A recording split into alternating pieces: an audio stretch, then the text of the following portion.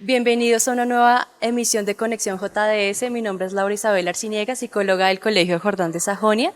Aquí me encuentro con la psicóloga de preescolar Gloria Torres y nuestra invitada Sandra Marín, quien es psicóloga y pedagoga de la Universidad del Bosque. Es especialista en psicología afectiva, formadora en cualidades humanas, monitoreo psicológico y psicopatológico, experta en evaluación y tratamiento de trastornos del espectro de la ansiedad y la depresión, y viene aquí a hablarnos un poco del tema de afectividad humana. Muy buenas tardes, Sandra, ¿cómo estás? Buenas tardes, gracias por la invitación, muy bien, gracias. Un ¿Cómo placer estás? tenerte aquí con nosotros. Sandra, me gustaría hablar un poco acerca de cómo la afectividad puede tratarse entre padres de familia y sus hijos. ¿Cómo podría abordarse un poco este tema? Cuéntanos un poco. Oh, claro que sí. De la misma manera como estamos pendientes y advertimos sobre cuando los niños presentan o nuestros hijos presentan algún malestar a nivel físico, acudimos es al médico. También cuando al nivel de sus dientecitos, si presentan algún malestar, acudimos al odontólogo. De esa misma importancia, de esa misma manera debemos hacerlo cuando se presentan algún tipo de dificultad a nivel de su desarrollo psicológico y emocional. ¿Mm? Muy interesante esa pregunta. La afectividad es algo vital para el ser humano. Es lo que ha garantizado nuestra supervivencia, de hecho. Porque hablamos que es vital, porque es mucho más imperativo, ¿sí?, aprender a conocernos a nosotros mismos, conocer al otro, comprendernos y comprender a los otros. Eso garantiza de alguna manera o asegura el éxito o el fracaso en diferentes campos en los que se desarrolla ese ser humano. ¿Mm? De esta misma manera, tenemos que tener en cuenta que los seres humanos, más allá de tener la capacidad de leer estados emocionales, de identificar, de controlar, ¿sí?, de manejar estados emocionales, ¿sí?, a los seres humanos realmente lo que nos mueve, ¿sí?, además de las emociones, son las actitudes, nuestros valores, nuestros sentimientos, nuestros talentos, nuestros principios. ¿Mm? Entonces, hablar de inteligencia emocional es bastante reduccionista, porque estamos abandonando toda esta parte y es como, eh, eh, de alguna manera, negar o esta es la existencia de lo que es la afectividad humana, la evidencia, ¿sí?, de la existencia de la afectividad humana. ¿Mm? Entonces, por eso hablamos, o que sabemos, de hecho, mucho, ¿sí?, de lo otro y de las otras de cosas. Sabemos de cuando llegó el COVID a nuestras vidas, cuando llegó la pandemia, lo que hicimos fue instruirnos, nos hicieron una cantidad de programas, de capacitaciones y nos volvimos expertos en COVID-19, en síntomas, en signos de alerta, en formas de comportarnos, adquirimos nuevos comportamientos. Y de alguna manera eso garantizaba que nos protegiéramos de ese enemigo silencioso, nos protegiéramos y sobrevivíamos, ¿cierto? Entonces aprendemos fácilmente de lo otro y estamos muy pendientes de aprender, ¿sí?, de otras cosas, de lo otro, es decir, también en los colegios pues se enfatizan, los programas de los colegios se enfatizan en volverlos expertos en cálculo, en matemáticas, en ciencias, en trigonometría, pero es tan imperativo y tan olvidado, lamentablemente, enseñarles a esos seres humanos que esas labores afectivas como el autoconocerse, el autocomprenderse y conocer al otro y a los otros. Entonces, nos llenamos de tanta información, de tantas cosas, pero lo que realmente necesitamos para sobrevivir, porque como somos seres sociales, estamos diseñados para estar en compañía, necesitamos cómo aprender, además de conocernos, conocer al otro, es también cómo conservar esos vínculos, cómo mantenerlos, cómo que esos vínculos que yo pueda elegirlos, que me permita elegirlos desde el punto de que yo sepa o aprenda que ese vínculo me trae a mí algo nutritivo, algo que me aporte, que me haga sentir bien, que me genere bienestar. Detrás de todo esto hay todo un diseño psicológico, biológico, neuroquímico. ¿Mm? Todo lo que produce el bienestar, que produce directamente, ¿sí?, los buenos vínculos. Entonces, aprender del otro y de mí va primero o es más importante que todas las cátedras, que todo el COVID-19, todo que nos permite funcionar, ¿sí? Pero abandonamos esa parte de nosotros. que es realmente cómo nos podemos conectar. Vemos muchos jóvenes desconectados. No solamente nos vamos a ver de los jóvenes, mayoría de problemas y nos sentamos a hablar de cuál es la incidencia en las situaciones de dificultades a nivel de salud mental en los colegios. ¿Qué encontramos? Sí, podría sentarte y contarme qué es lo que sucede acá, pero qué he visto o qué hemos visto en muchos colegios. Una gran incidencia en autoevaluación, ¿sí? Todo es apatía, la apatía que yo digo, Dios mío, la apatía yo lo catalogo como el síntoma asociado, que es un síntoma asociado a la depresión, al riesgo de suicidio, ¿cierto? A la autoevaluación, es de lo más difícil de erradicar, de lo más difícil trabajar con la apatía. Entonces encontramos esto, ¿por qué? Porque ellos que estamos desconectados, sabemos manejar el celular, sabemos la última tecnología, los jóvenes saben el TikTok y saben hacer edición, todo lo que quieran, pero no saben ni qué cualidades tienen, no saben para qué son buenos, no saben cuáles son sus talentos. Entonces, en esta medida, hay una desconexión consigo mismo y con su entorno, con sus compañeros, con sus profesores. Y nos ponemos a mirar, también vamos a encontrar que sus vínculos no están bien. No solamente en el colegio, podemos ver que está en soledad, no solamente en el colegio, en la casa, que no pertenece a ningún grupo. Entonces, toda esa afectación, ese riesgo psicosocial tan alto, es lo que están nuestros jóvenes ahora. Y por eso, como nos hemos centrado tanto en la estructura educativa, es aprendernos todos estos libros, pero no enseñan autoconocimiento, no enseñan cualidades. Entonces, preguntarles qué cualidades tienen, cuáles son las cualidades que ellos consideran que son las que más resaltan en ellos. No es algo que normalmente como padres tengamos como la frecuencia de hacerlo, o por lo menos la iniciativa, no se nos ocurre. Y ligado a esas competencias que tú manejas, o bueno, en el nivel de afectividad, en esa labor de afectividad, ¿qué competencias son importantes a desarrollar? Lo mencionas a nivel de jóvenes, de familia, pero ¿cuáles son las principales o que tú crees que convocan a la familia a desarrollarla de la manera más competente posible? ¿Cómo desarrollar o cómo apoyar a los hijos en este camino? Bueno, primero antes de desarrollarlas tenemos que conocerlas. ¿Sí? Y antes de que los padres de familia vayan a hacer este tipo de desarrollarlas en los hijos, tienen que aprender a identificarlas en ellos. ¿Sí? Entonces, desde el modelo psicopedagógico del bienestar, la afectividad, ¿sí? La definimos como la capacidad de fomentar, de vigilar, ¿sí? Y de fomentar, ¿sí? La estabilidad en seis factores de afectividad, precisamente. Hay 6 factores que nos permiten, ¿sí? O que todos, cualquier persona, sea un papito, una mamita, un psicólogo, profesores, esto lo puede aprender toda persona, puede aprender a identificar estos factores y identificar también a sí mismo las falencias, si hay falencias en estos. Entonces, claro. Bueno, mira, los factores de afectividad humana son 6, esos factores son autopercepción.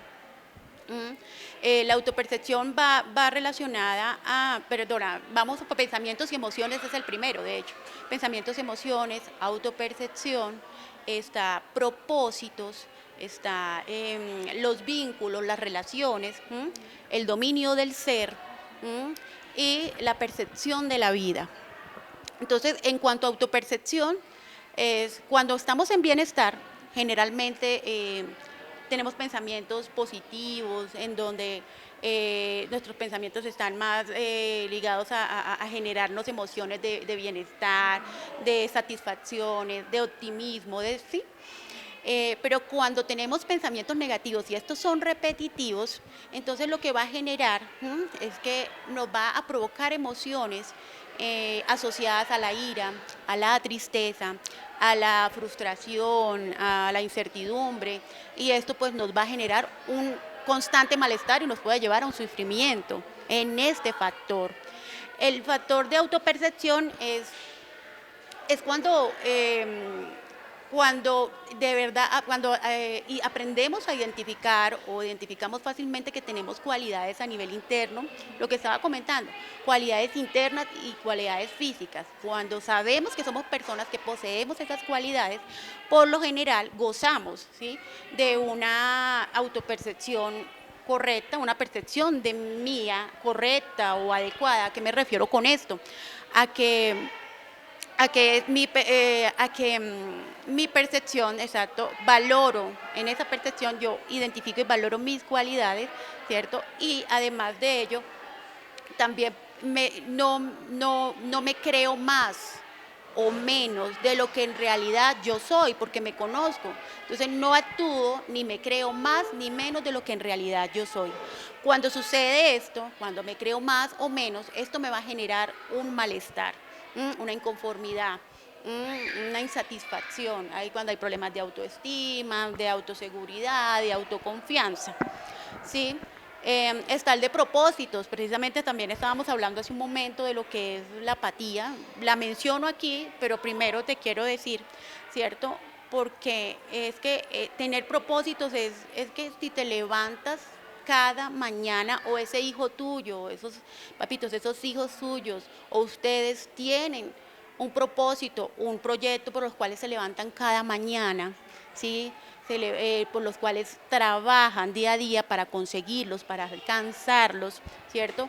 Y esto, ¿sabes cuáles son esos propósitos? O qué pasa también, o personas que no tienen ningún propósito, entonces no tener ningún propósito, imagínate, tener propósitos en la vida y estar luchando para alcanzarlos genera bienestar, eso también hay todo desde la neurociencia se ha encontrado que se genera una cantidad de neurotransmisores cuando estás enfocado en algo, cuando quieres algo y cuando trabajas por ello, hay una cantidad de neurotransmisores de bienestar, dopamina, ¿cierto? Entonces, esto me va a proporcionar a mi bienestar si yo lo estoy logrando, si lo estoy haciendo. Pero cuando no los tengo, cuando vivo sin propósitos, sin saber ni para dónde voy, todo el tiempo voy a estar en un continuo sufrimiento, en una continua inconformidad conmigo mismo, con mi ser. Y hay personas, o también sucede, que tienen los propósitos, pero no hacen nada para alcanzarlos. Entonces ahí está toda esa inconformidad también. También la autoestima está fallando, su autovaloración, ¿sí? Entonces hay autoevaluación. ¿Por qué? Porque es una persona que no confía en sí misma, porque ni siquiera se esfuerza y entonces ni siquiera lucha, o sea, vive en esa apatía realmente, está totalmente desmotivada, como que de pronto en esa desesperanza que para qué hago si no logro. Entonces, este factor es, sí, yo digo que en este factor de propósito sería como el antídoto de la apatía. Si lográramos colocar esto como una vacuna, así como el COVID y la vacuna una vacuna psicológica contra la apatía, entonces insertar en los jóvenes, en nuestros hijos, que tengan propósitos, eso no es tan fácil. Cualquiera dirá, no, pero tan fácil, yo le digo que haga esto. No, el propósito es lo que le nace a esa persona, más allá de lo que le nace, es lo que se siente bien, con lo que realmente es bueno para eso, ¿sí? Y lo elige no sobre las listas de las cosas que debe cumplir, no. ¿Mm? Y bueno, está otro factor, ¿cierto? Que es de los vínculos, es tan importante las relaciones también, ¿cierto? Hablábamos cuando me preguntaron qué era afectividad, dije, de aquí parte todo lo que es vital para el ser humano. Entonces, los vínculos, cuando tenemos vínculos, esas relaciones que nos apoyan, que nos hacen sentir apoyados, amados, que tenemos cariño, que nos sentimos apreciados, valorados, y nosotros también, cuando tenemos ese tipo de relaciones, también nos generan muchos bienestares. Sí, también mejor dicho, es un estallido de oxitocina, de serotonina, y nos hace sentir con emociones positivas, ese bienestar nos ayuda muchísimo para nuestra salud mental, lo que nos proporciona nuestros vínculos. De hecho, muchos estudios han revelado que la felicidad está muy relacionada, el obtener felicidad, la felicidad se obtiene a raíz de la calidad de tus vínculos. de la calidad de tus vínculos, ¿sí? Entonces, ¿qué pasa? Cuando tenemos eso, cuando no tenemos vínculos o estamos en soledad o nos sentimos solos, eso nos genera un malestar en este factor. Entonces, y ya sabemos que la soledad en sí es un catalizador de problemas más grandes, ¿no? Como el riesgo de suicidio y demás, ¿cierto? Y también cuando muchos acostumbramos a habitar en relaciones, en vínculos que no nos generan, no nos aportan nada a nivel emocional, no tenemos apoyo, nos generan incertidumbre, nos generan ansiedad, ¿sí?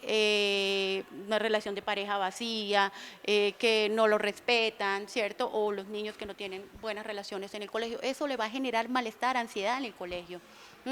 Entonces, este factor ahí, cuando estamos fallando aquí, va a haber un sufrimiento enorme, grandísimo.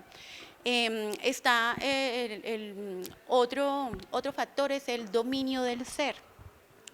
La manera en que yo confronto, ¿cierto?